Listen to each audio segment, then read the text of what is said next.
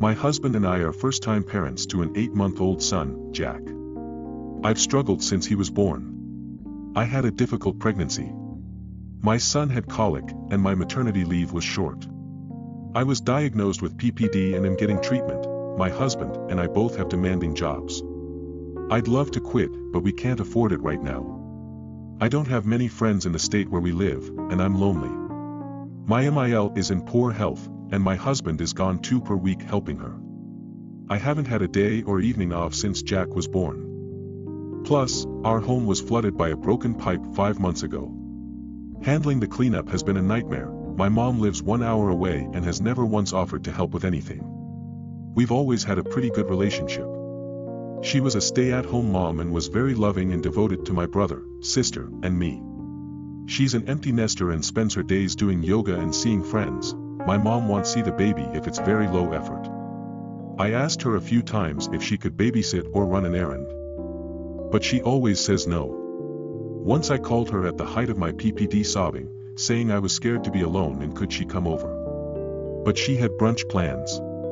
I stopped asking for anything until today. My best friend of 25 plus years is getting married next weekend in State B, which is 2 hours away by plane. I'm the maid of honor and my husband is officiating. Children are not invited because the venue is unsafe. About 7 months ago we started looking for someone to watch Jack. We called everyone we could think of. After a month of searching, we finally found a babysitter in State B through a friend of a friend. Well, the babysitter called on Friday and cancelled. I've spent the past 3 days calling childcare agencies with zero luck. I finally explained my desperation to my mom and asked if she could watch Jack for 24 hours. Or I offered to fly my mom to State B with us, get her a hotel room, and she'd then only need to watch him for 5 hours. I was in tears begging her, but my mom said no. She has a yoga class she doesn't want to cancel. It was the straw that broke the camel's back after months of no empathy as I flounder with PPD. I told my mom that since she is never willing to help ever, I will be cutting off all contact and she won't get to see her grandson. I know my mom is under no obligation to help us, but then she should not expect to see my son. Did I do it right for denying my mom a relationship with her grandson because she never offers to help?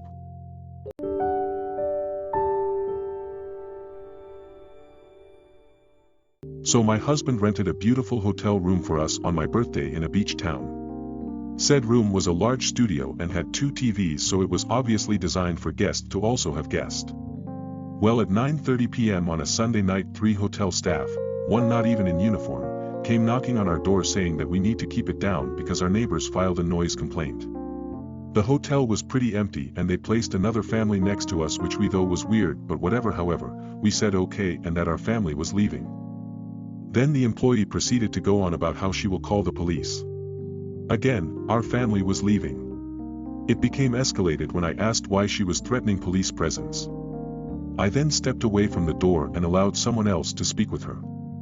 But later, when I asked the manager if protocol was followed, they said no and they don't need to. The reason I am upset is because we are people of color. So calling the police unnecessarily could have escalated the situation in a dangerous way. Today was our speaking to the GM of the hotel and I want to know if I'm maybe taking this too far.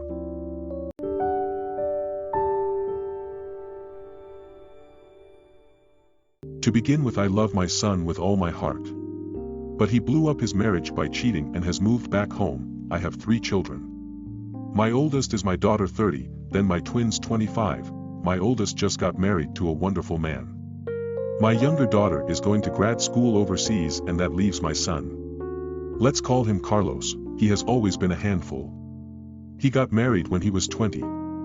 His ex-wife had a 3-year-old daughter whom I love, and no matter what, I am her grandmother. They had a child together. My other grandchild. He is 2. COVID caused a lot of stress in his life and he works in a fly-in fly-out camp job. He is gone for 2 weeks at a time. Then home for 2 weeks. He makes very good money and enjoys spending it. Maybe a little bit too much. Carlos cheated on his wife with a coworker. I am not judging him. I am not perfect. But he chose to leave his wife and children and move back home. It doesn't really make sense for him to rent an apartment or something for the 12 days a month he is home. So I allowed it. But he decided to be an ass, in my opinion, and bring his dog with him. My grandbabies love this dog. But he is trying to punish his ex for telling him to leave. It is a beautiful border collie and it is the perfect dog for their home. Huge yard, lots of walking trails nearby, even an off-leash park only a 10-minute drive away. I live in an apartment downtown. I am allowed a dog, but if I were to have one it would be something sedate and non-shedding like a Maltese. I swear I tried watching this dog. But my son is irresponsible. He doesn't walk him much. He doesn't brush the dog.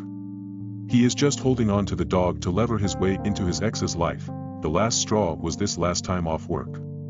He was away for 2 weeks, and he then came home for 1 day before flying off to the United States for a vacation with his new girlfriend. So I called my daughter-in-law, checked that she wanted the pup back. She almost cried with joy, packed up everything that belonged to the dog and took him over there. My grandchildren were ecstatic. My son just came home for 3 days before he has to leave for work and asked where his dog is. I told him the truth. He is calling me an asshole for giving away his pet. Also because I said that if he tried to go get the dog and bring it back he was not welcome in my home.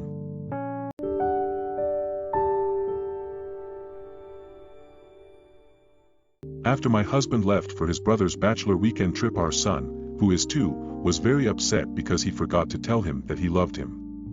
I thought he would forget about it and I did try to distract him, but he was crying for hours over it and was refusing to sleep, so I FaceTimed my husband in the hopes it would calm him down. I was planning for the call to be a quick 5 minutes, but they were talking for over an hour and I could tell that the others were getting impatient. My brother-in-law texted me later on and was upset with me because I had called my husband.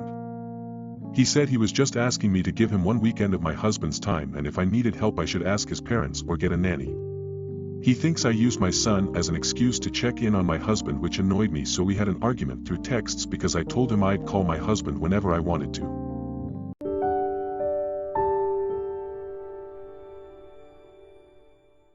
I have 2 cats. They are incredibly affectionate tuxedo cats that are 2 years old. I have been dating my boyfriend, River, for a few months now. He knows that I have cats. We went to my house the other day, and my cat was meowing and purring by the bag of treats. I said something in a baby voice and called my cat Lovey, and then gave him treats. We went upstairs, and my boyfriend said that it was kind of creepy that I would call my cat Lovey and that it makes him uncomfortable. While we were eating, my other cat jumped up on the chair and started purring and rubbing against me, and I started petting her while still talking and eating. My boyfriend asked if I could cut it out, and I said that he was being ridiculous. I might have been a bit rude, but he says that I'm spending too much time with my cats and that most dogs are not as annoying as my cats. I felt a bit offended.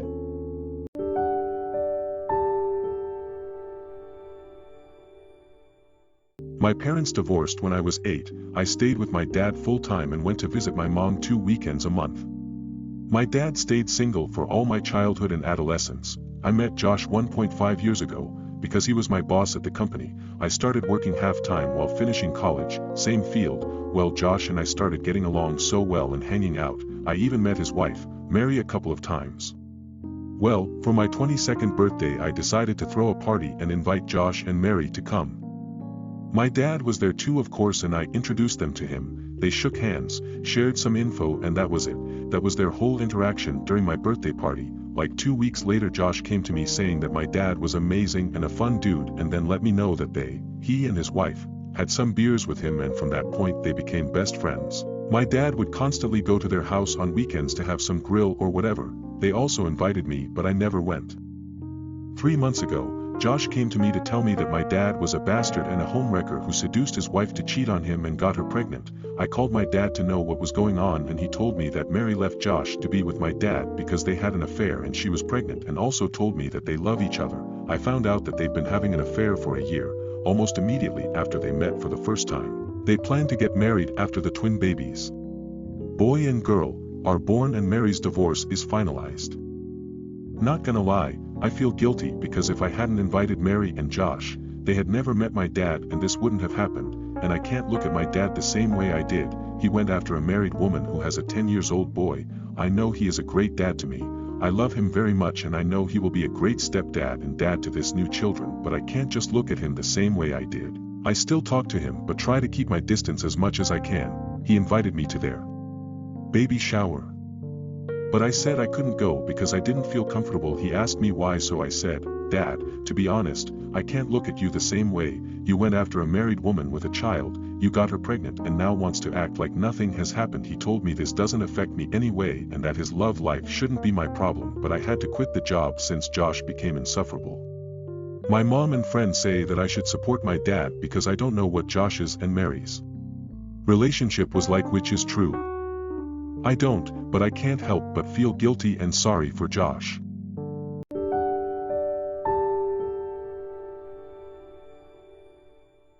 My boyfriend and I have been living together for 3 years now, together for 4. He, Sam, always have known that I dreamt of living in one of the southern cone countries, and he knows that I would have moved if I hadn't met him. I picked up Spanish last year and somehow he completely ignored it until he heard me today on a video chat with my language partner. I think he realized how much progress I made and I wasn't just playing around. He doesn't want to move from the States and I accept that, and I accepted that if I'm with him, we make those decisions together. However, I strongly believe that just because I don't have plans to do something now doesn't mean that it will never happen, and who knows what may happen in the future, and at least I will be prepared. No harm in learning, right? That's not how he saw it. He blew up at me, telling me that I should stop, that we're never moving, so what's the point of learning it? He said that he felt that I would leave and it makes him feel insecure and I should just drop it. I told him that no, it means nothing, and I explained my reasoning, and he accused me of planning to leave and not thinking we will always be together. He told his family about this and I've had phone calls all day telling me that I should respect his wishes, calling me an asshole and heartless bitch. I thought I did nothing wrong, but I'm seriously questioning myself now.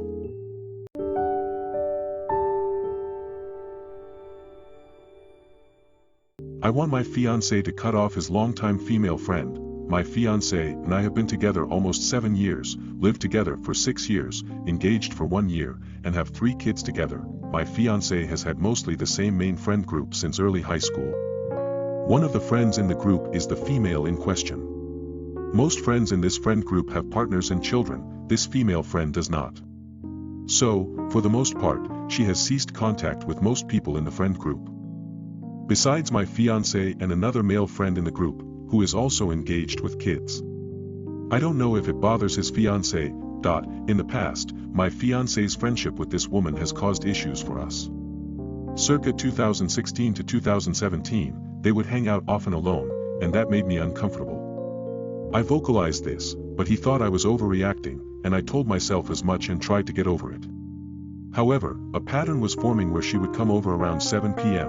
and leave by 9 p.m., right before I made it home from work. She was clearly avoiding me, and it made me suspicious. I tried to forge a relationship with her since we started dating in 2016, especially as this woman and I honestly had a lot of music plus interests and stuff in common. But she would usually leave me on read, and it was hard to form any kind of bond. We would hang out together sometimes, us 3, and I always felt like the third wheel. The main things she seemed to want to discuss are memories they shared together of times before I came along. I got pregnant in early 2018, and we slowly stopped hanging out with her, as we did most people, while we worked a lot in prep for baby. We would hang out together sometimes, us 3, and I always felt like the third wheel. The main things she seemed to want to discuss are memories they shared together of times before I came along. I got pregnant in early 2018, and we slowly stopped hanging out with her, as we did most people, while we worked a lot in prep for baby. Since 2018, she texts my fiancé about every 10 days, if he doesn't initiate a conversation sooner, which he does sometimes. She has sent him things like memes about the known heartthrobs from Stranger Things, with the meme saying God gave me 2 holes for a reason.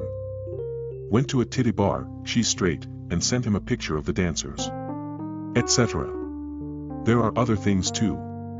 But it's just weird vibes. In September 2021, also, I was heavily pregnant staying in a hotel with my best friend who was also heavily pregnant as a girl's getaway before my babies arrived. Fiancé was home with our toddler. This friend of his texted him saying she wanted to come over. My so told her no, sorry, he was alone and I didn't want him to hang out with other women alone. Especially at 11 p.m. She replied saying, oh, I guess thought I'd be the exception to that rule. But okay. That's fine I guess lol. Her butthurtness set off huge red flags, especially because we hadn't hung out with her at all in any capacity for over a year at that point. Fast forward to now, things have finally kind of come to a head. She has been consistently texting him every week or so for months. I looked at my iMessage conversation with her, and realized that she has been ignoring my attempts to contact her, 8 in total, since May 2021, when she found out I was pregnant again. My last attempt was May 2022. In these attempts, I'm texting her to catch up, asking how she's been, etc. I have truly been trying to touch bases with her because I cared about her, and part of me still hoped she wanted to be friends. And if she's going to keep going to my fiancé for friendship like this, I would like to be somewhat involved. But it's clear she does not want me to be. I figured she was just busy until we connected the dots and realized she has never left my fiancé on read once. These days, recently, she texted him saying she wants matching tattoos with him. She wanted them to get them together, and at the same time, the tattoos being on their butts. Said a whole thing to him about I don't want the curse of matching tats to ruin our relationship though.